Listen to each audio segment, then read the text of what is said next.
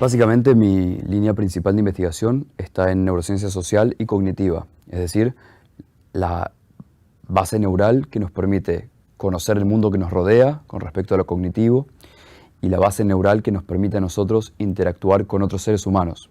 El ser humano es un ser social, básicamente, y hemos desarrollado semejante complejidad en las interacciones que tenemos que necesariamente tenemos que tener un cerebro que nos permita tener un montón de funciones que justamente permiten que socialicemos de manera prudente y saludable. Y digo esto porque parte de nuestras investigaciones en el laboratorio de neurociencia social y neuropsiquiatría tienen que ver justamente con la alteración de estas funciones sociales y cognitivas. Entonces, comprendiendo las alteraciones, podemos comprender mucho sobre el cerebro normal. Básicamente, las líneas de investigación principales tienen que ver con toma de decisiones, empatía, cognición moral. La toma de decisiones está estudiada principalmente desde patologías en las cuales se afecta todo lo que tiene que ver con el cerebro frontal, los lóbulos frontales, que son la porción que nos hace humanos verdaderamente, porque evolutivamente son las más nuevas y alojan todas las funciones que nos permiten justamente socializar, la capacidad para inhibir estímulos inapropiados, la capacidad para abstraer conceptos, la capacidad, por ejemplo, para ponernos en el lugar del otro, para inferir sentimientos, pensamientos, creencias de los demás. Todas estas son cosas que hacemos todo el tiempo, todo el día. Y por otro lado, estructuras cerebrales más antiguas, evolutivamente hablando, que tienen que ver con las áreas emocionales. Vivimos en un estado emocional, todo el tiempo estamos inmersos en un mundo emocional. Entonces, para evaluar todo esto, utilizamos técnicas de laboratorio clásicas neuropsicológicas, desde pruebas cognitivas que suelen ser muy utilizadas en laboratorios en todo el mundo, hasta pruebas diseñadas por nuestro propio laboratorio para medir, por ejemplo, algunos aspectos en particular. Estas pruebas diseñadas específicamente en general utilizan o bien la computadora y medimos, por ejemplo, la cantidad de tiempo que un paciente tarda en responder a un estímulo. Evaluamos cómo responde ese estímulo. Por ejemplo, podemos mostrarles una foto de una madre abrazando a su hijo y preguntarles cuán positivo le parece que es esa imagen o cuán negativa. Luego podemos mostrar una imagen de un tanque de guerra y hacerles la misma pregunta. Y cuando obtenemos estos valores, que por ejemplo lo hemos hecho moviendo el cursor de la computadora, a veces con una escala más acotada, es decir, las distintas formas de medir todo esto, logramos inferir cómo está la emoción en este paciente o en este voluntario de investigación. Entonces, la toma de decisiones humana puede ser, por ejemplo, bajo riesgo explícito. Muchas veces nosotros tomamos decisiones cuando nos dicen la probabilidad de que suceda esto es tanto, la probabilidad de que suceda esto otro es tanta otra probabilidad. Ese es un tipo de toma de decisiones. Hemos diseñado tareas que evalúan esa toma de decisiones. También tenemos tareas que evalúan la toma de decisiones bajo riesgo ambiguo. Muchas veces, todo el tiempo en nuestra vida, tomamos decisiones sin saber exactamente cuál va a ser el outcome, el resultado. Entonces, ir disecando, les cuento esto porque principalmente lo que quiero transmitirles es esta idea de que uno tiene que disecar cada función humana lo más posible. Ni siquiera podemos decir que tal prueba evalúa toma de decisiones. Sería una locura, sería un simplismo del cual no podemos darnos el lujo de evaluar. En cambio, si decimos que estamos evaluando la toma de decisiones bajo riesgo explícito, con estímulos monetarios, estamos acotando los resultados y podemos hacer mejores hallazgos que tengan una utilidad verdadera en la vida diaria. Luego evaluamos la empatía. La empatía es un campo que está creciendo cada vez más y no es casual que crezca más. Cuanto más conocemos sobre el cerebro, más cuenta nos damos la necesidad que tenemos de interactuar con otros, ponernos en el lugar de otros, inferir sus sentimientos y entender que son distintos a los nuestros. Lo interesante de esto es que la empatía también es un gran constructo. Hay una empatía, por ejemplo, que es muy primitiva. Si yo veo cara de alguien que está triste, automáticamente y sin darme cuenta, hago cara de compungido. Eso es una empatía motora, es una empatía primitiva que es evolutivamente hablando muy antigua. Entonces podemos evaluar eso, podemos poner electrodos en los músculos de la cara y evaluar la activación de esos músculos aún sin que el paciente se dé cuenta, o no solo pacientes, voluntarios de investigación neurotípicos, sin que se den cuenta que siquiera están sufriendo una emoción. Entonces lo hemos hecho. Hemos puesto caras de personas tristes, sufriendo, particularmente estudiamos el dolor, pusimos electrodos en sus músculos faciales, tenemos 43 músculos en la cara, es decir, tenemos mucha riqueza por evaluar, y vimos cómo esos músculos se activaban y emulaban la misma cara, la misma activación de músculos que la persona que sufría. Si ustedes piensan, la cara de dolor es una cara muy típica. Yo hago cara de dolor y ustedes todos han reconocido la cara de dolor. En cambio, hay distintas emociones que son más complejas. Por ejemplo, una emoción que a mí me encanta porque tiene un nombre en alemán es el Schadenfreude. Y se las digo simplemente porque es muy compleja. Es el regocijo. Ponerse feliz cuando a alguien le va mal. Eso es algo humano.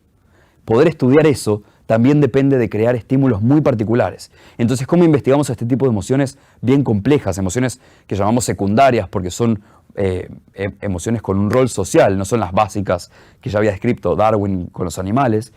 Generamos videos, generamos situaciones con videos. Entonces, contratamos actores y los filmamos, por ejemplo, alegrándose porque alguien se cortó un dedo.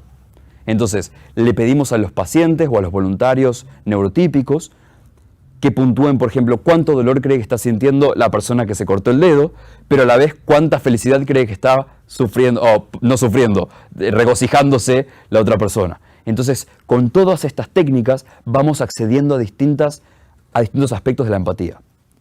Y el tercer punto que les mencioné, que es uno de los puntos principales del laboratorio, es la cognición moral. Y la cognición moral es esta capacidad tan humana que tenemos de distinguir qué está bien y qué está mal. Esto es algo que tenemos que hacer constantemente.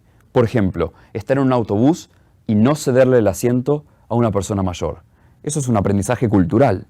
La única razón por la cual los seres humanos tenemos la capacidad de saber y sentir cierta culpa cuando no nos levantamos para ceder el lugar es porque tenemos un cerebro que reacciona frente a estos estímulos sociales y que tiene una carga moral.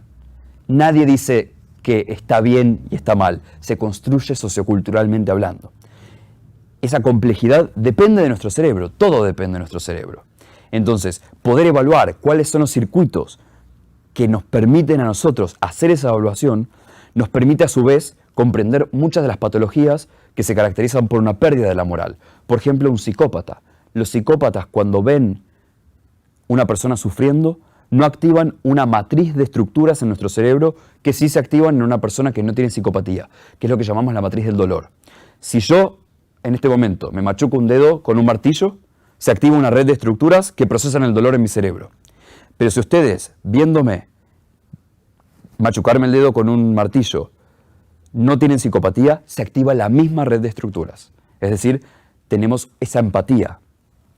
Ahora, esa persona que no genera ese tipo de respuesta normal, ¿puede tener la motivación para ayudar a alguien o va a generarle más conflicto y más dolor? Básicamente, el tipo de proceso que evalúa todo esto es el procesamiento moral.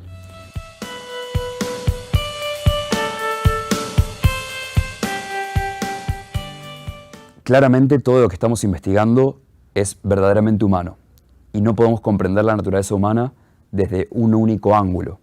Entonces, las investigaciones que nosotros realizamos tienen una interdisciplinariedad y también un aspecto transdisciplinario en dos sentidos. El primero, desde la clínica médica. Nosotros evaluamos a los pacientes desde la neurología, la psiquiatría, la neuropsicología, la fonoaudiología, la musicoterapia, incluso danza terapia, se hacen evaluaciones sobre la capacidad de la fluidez del movimiento. Y desde el otro punto de vista, tiene que ver con campos académicos.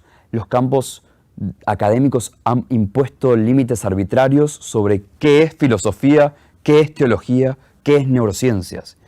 Esos límites arbitrarios tenemos que romperlos y crear puentes justamente con este abordaje inter y transdisciplinario. Entonces, por ejemplo, para todo lo que tenga que ver con investigaciones en neurociencias de la moral, contamos en el equipo con filósofos, porque el filósofo tiene un bagaje de aprendizaje justamente sobre las líneas de lo que es la moral, desde los clásicos como Aristóteles hasta Kant, hasta las tendencias más nuevas, distintas corrientes filosóficas que explican por qué los seres humanos tenemos una moral, por ejemplo. Otro aspecto interesante, pensando en las líneas que les conté, en la empatía, tenemos expertos, por ejemplo, en dolor. Ya que estamos estudiando dolor, estudiamos la empatía en médicos expertos en dolor. Entonces, por ejemplo, les mostrábamos a médicos que se especializan en acupuntura, pacientes que estaban siendo tocados o con un alfiler y por lo tanto sentían dolor, o con un Q-tip, un hisopo. Entonces, el hisopo no genera dolor. Y lo que veíamos es que, por ejemplo, aprovechando este abordaje interdisciplinario, cuando evaluábamos a los especialistas en dolor, especialmente en acupuntura, que se dedicaban a la acupuntura, la activación de su cerebro frente al hisopo y al alfiler era la misma. En cambio, cuando poníamos a personas no expertas en dolor, tenían mucha más reacción frente al alfiler que frente al hisopo. Entonces, esta interdisciplinaridad solamente la logramos porque tenemos el aporte de distintas ramas. Si no, no se nos ocurren las preguntas de investigación. Y por último, estamos involucrando cada vez más a los docentes, porque el docente, cuando hablamos de las neurociencias aplicadas a la educación, también nos da el otro aporte, que es la educación aplicada a las neurociencias. Ese diálogo bilateral es lo que nos genera las preguntas. Entonces, por ejemplo, nos ha pasado en el laboratorio que, involucrando a los docentes, hemos generado nuevas preguntas sobre el rol de la empatía en la enseñanza docente.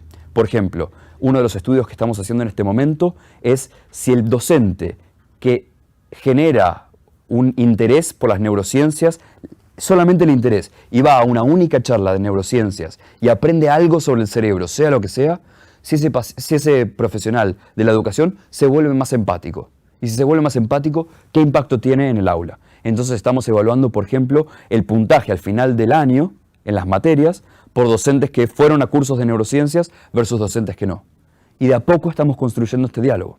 Y con el feedback de este abordaje interdisciplinario es que podemos seguir generando preguntas. Cuanto más descubrimos, más preguntas se generan.